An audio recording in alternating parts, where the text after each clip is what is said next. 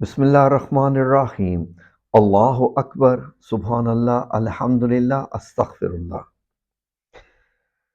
ناظرین، ایک ویڈیو پہ ہمارے ایک بہن کا بڑا ہی خاص کمنٹ آیا ہے۔ اتنی پیاری انہوں نے بات لکھی ہے، میں چاہتا ہوں آپ لوگوں کے ساتھ شیئر کروں تاکہ اس کو موضوع بنا کے اس پہ بات کی جائے، کیونکہ یہ وقت کے لحاظ سے انتہائی خاص بات اس بہن نے کی۔ یقین کیجئے کہ میرے پاس الفاظ نہیں، میں ان کی کیسے تعریف کروں۔ میں نے ایک ویڈیو لگائی تھی جس میں نے بتایا تھا کہ وظائف قرآن کریم کی روح سے، قرآن کریم کی آیات میں وظائف کا سلسلہ جو ہے، تو ان کا کمنٹ میں ورڈ ٹو ورڈ پڑھتا ہوں۔ جی، سب سے پہلے وہ کہہ رہی ہیں کہ سر ریلی از، کہ ایسا ہی ہے حقیقت میں ہی۔ آگے لکھتی ہیں قوم کی پستی کی وجہ یہی ہے کہ یہ قرآن پاک کو اردو میں سمجھ کر نہیں پڑھتے۔ اگر اسکول کالجز میں ہی قرآن کا ترجمہ پڑھایا جائے اور بچوں میں دلچسپی پیدا کی جائے تو اس پاکستانی سوسائٹی سے بہت سی برائی خود بخود ختم ہو جائیں گی، اور جب اللہ کی تعلیمات کو سمجھائیں گے تو ڈریں گے برائیوں کو کرنے سے۔ اس ملک کے برے حالات کی وجہ بھی یہی ہے۔ چھوٹے چھوٹے اسلامک کنٹریز کہاں پہنچ گئے، بٹ پاکستان کی عوام اپنی ہی برائیوں کی وجہ سے اس کی ترقی روک کر بیٹھے ہیں اور روتے ہیں کہ ہمیں حکمران اچھے نہیں ملے۔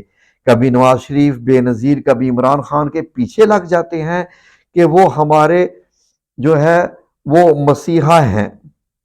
کتنی بڑی بات ہے، سچ کہا کہ وہی ہمارے مسیحا ہیں، ہمارے مسائل حل کر دیں گے۔ اپنے آپ کو قرآن سے جوڑیں، دوسروں کو بھی بتائیں کہ قرآن میں کیا لکھا ہے اور ہر مسئلے کا حل اس میں موجود ہے، اور اس کی تعلیمات کو اپنے ارد گرد لوگوں میں پھیلائیں۔ پھر دیکھیں یہ ملک اور اس کے لوگ کیسے ترقی کرتے ہیں۔ والسلام۔ سب سے پہلے تو میری بہن، آپ کو میری طرف سے سلام ہے۔ اللہ آپ کو جزائے خیر عطا فرمائے کہ آپ نے اتنی پیاری باتیں کہیں۔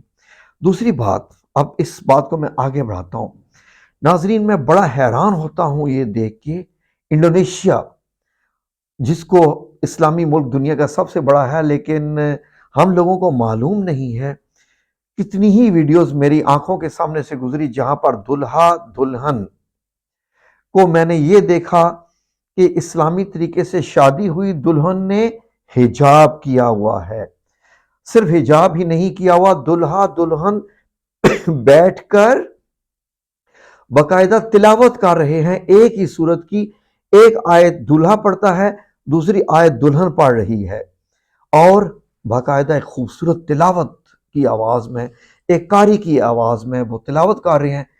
اور ہمارے ہاں ناظرین، دلہا اور دلہن کو کھینچ کے لایا جاتا ہے، آئیے جی پنڈال میں آؤ اور ذرا ناچ کے دکھاؤ، باہوں میں باہیں ڈال کے۔ اور اب تو پاکستان میں نئے نئے خرافات آنا شروع ہو گئے ہیں کہ جیسے ہی نکاح کی جو ہے وہ تقریب ختم ہوتی ہے، نکاح ہو جاتا ہے، تو دلہا اور دلہن انگریزوں کی طرح، پتہ نہیں کس کی طرح کیا کیا کرتے ہیں، آپ لوگ مجھ سے بہتر جانتے ہیں۔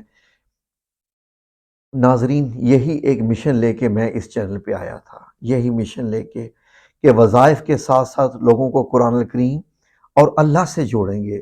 یقین کیجئے کہ میں آپ لوگوں کو، میں ہمیشہ سے کہتا ہوں، ہمارا کام ہے اللہ کے لوگوں کو اللہ سے ملانا۔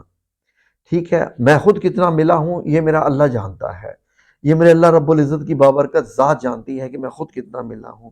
لیکن میری تمام کی تمام ویڈیوز کھول کے دیکھ لیجئے کہ اس میں آپ کو یہی ایک مشن ملے گا، اور عظمیٰ میری بہن، ہمارے اسکول کالجز یہ کبھی بھی نہیں کریں گے، کبھی بھی بچوں کو اسلامی تعلیم نہیں دیں گے، کبھی بھی قرآن کریم کو ترجمہ سے نہیں پڑھائیں گے۔ پوچھے کیوں؟